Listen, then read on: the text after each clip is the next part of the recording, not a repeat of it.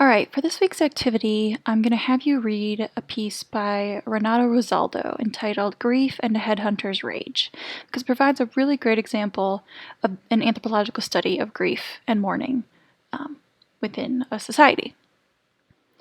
The society in particular that it's talking about are the Ilongot, who live in Luzon, which is one of the islands of the Philippines. At the time the study was conducted and is published on, the community itself that the study was conducted in consisted of about 3,500 people. They live in the uplands area of the island, which is about 90 miles northeast of the city of Manila. Their primary subsistence is hunting deer and pigs, but they also cultivate gardens that provide them with rice, sweet potatoes, manioc, and other vegetables. From an anthropological perspective, their largest unit of society is what's called a Bertan, and that's a territorial descent group. So the anthropologists who went and studied this group are Michelle and Renato Rosaldo, and they carried out their fieldwork between 1967 and 69, and then again in 1974. Now, what makes the Ilongot particularly interesting and particularly unique is a practice they engage in called headhunting. Within this society, the grief experienced by men in particular caused such a rage that it would lead them to kill an enemy. They'd actually go out and stalk a person from a neighboring community and cut off their head.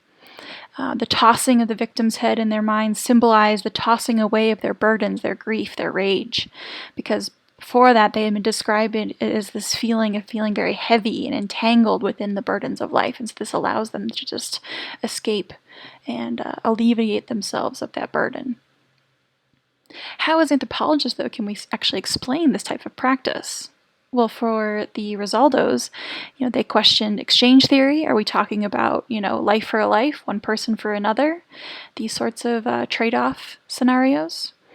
Is it simply just a deep sadness that can only be alleviated by an even more brutal act?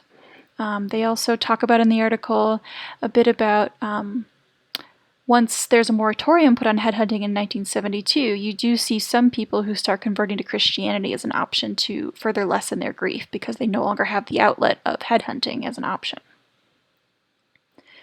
Perhaps a more important question to be considering, though, is how is mourning culturally situated? Amongst the Ilongot, what we're seeing is that headhunting was a culturally defined outlet for intense rage. The intense rage of grief, the emotional volatility that's experienced throughout the life course of Ilongot youths and adult males. In this regard, many studies of death in other cultures do not give much consideration to the emotions that are experienced by survivors. So this is something that we should be trying to pay more attention to. For Rosaldo, he talks about this as an emotional force, not necessarily an abstract brute force, but one deriving specifically from the permanent rupture of a particular intimate relation. The loss of a loved one is a very significant event in someone's life course. It also, though, means that we need to consider someone's position within this web of greater social relations when discussing their grief. The perspective of an anthropologist themselves actually has an influence on their cultural interpretations they're able to make. In this quote that we see from Rosaldo here, we can start to see how he's questioning that and whether or not that we should maintain that level of objectivity that's so commonplace and is part of the standard that we expect within anthropological research.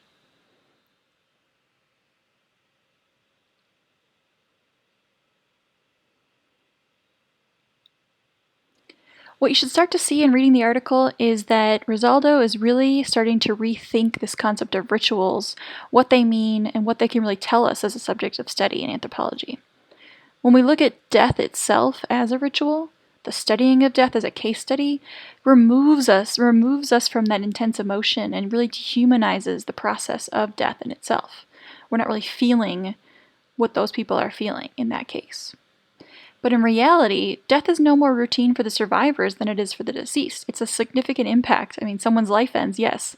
That's clearly a significant impact on their life course, but it impacts the other people around them in their life as well in a significant way.